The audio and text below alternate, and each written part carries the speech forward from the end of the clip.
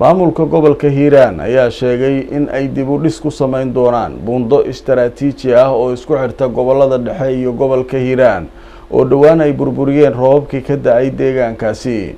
Wariyeena Maxamed Ibrahim Siyaad ayaa warbixintan magaalada Beledweyne inooga soo diray. Gudoomiyaha gobolka Hiiraan Yuusuf Axmed Hagar ayaa ballan qaaday inay dhisayaan buundada Ceelgaal oo ku burburtay daadad ka soo rogmaday roobab dhawaan ka da'ay qaybo ka mid ah gobolka Hiiraan. Gudoomiyaha gobolka ayaa warkan ka sheegay kadib kormeer maanta uu ku tagay deegaanka Ceelgaal oo dhaca qiyaastii 15 kiiloomitir dhanka waqooyi ee Beledweyne. waxa gudoomiyaha gobolka socdaalkiisan ku weheliyay xubno ka mid ah maamulka gobolka kan degmada iyo saraakiil ka tirsan ciidanka qalabka sida waxayna indhayn ay ku sameeyeen xadmiga uu leeyahay burburka buundada Ceelgaal soo gaaray. dadka deegaanka Ceelgaal iyo gaadiidleyda gobolka ayaa ka dalbaday maamulka gobolka Hiiraan in dhismo ay ku sameeyaan buundada Ceelgaal oo maalinkii afraad wax gaadiid ah aysan marin. waxaan u mahad celinaynaa maamulka heer abni iyo heer gobol oo maanta inoogu yimiday meesha wax ka dhacayna tuulada Ceelgaal waa soo dhaweynaynaa. waxaan rabnaa inay kaalintooda ka geystaan wax waajib ku ah inaad meeshaan u seexataan oo waliba aad wax ka qabataan. waa idin soo dhaweynaynaa. soo dhawaada maamulka gobolka ay noo dhisaan buundada wixii kale ma ay kartida inoogu diri karaan noogu daraan. dadkii deegaanka iyo maamulka gobolka iyo gaadiidleydii iyo waxgaradkii maadaama ay isugu yimideen in ay wax ka qabtaan wixii karaamkooda ah. taliyaha guutada shanaad qaybteeda 27aad ee ciidanka xoogga dalka Korneyl Faarax Cali Waasuga Faarax Kooshin oo dhankiisa hadlay ayaa ballan qaaday in maamulka gobolka ay ka gacan siin doonaan sugidda amniga inta dhismaha buundada uu socdo.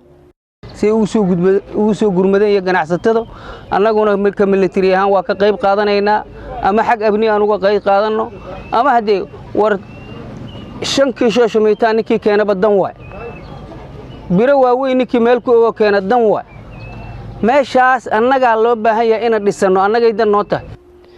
ugu dambeyn gudoomiyaha gobolka Hiiraan ayaa kulan la qaatay gaadiidleyda iyo dadka deegaanka Ceelgaal waxa uu kala hadlay sida ugu macquulsan oo doorkooda ay uga ciyaari karaan dhismo buundada Ceelgaal lagu sameeyo.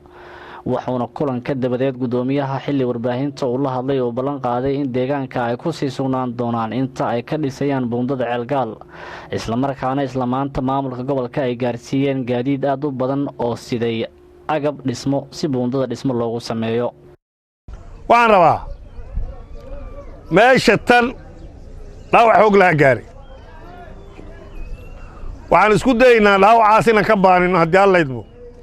dhaawacuna inta yaroo buundada maahane anuu ilaa ilka caddaan ku dhowaaday jidkoo dhan bay cara muslim geliyo.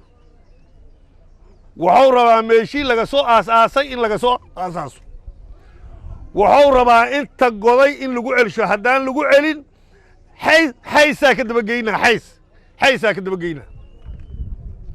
waxaan isku dayaynaa haddii alla idmo ilaahayna aan u tala saaranaynaa annagana mas-uuliyaddaayna aan isku xil saaraynaa meel kasta oo nabar habeen hore gaaray qaabkou raba ha u gaaray inaan annagoo dadkayna la kaashanayna oo dawladaha la kaashanayna oo yacnii ilaahay u tala saaranayna inaan sidii hore ku soo celinaan isku dayna.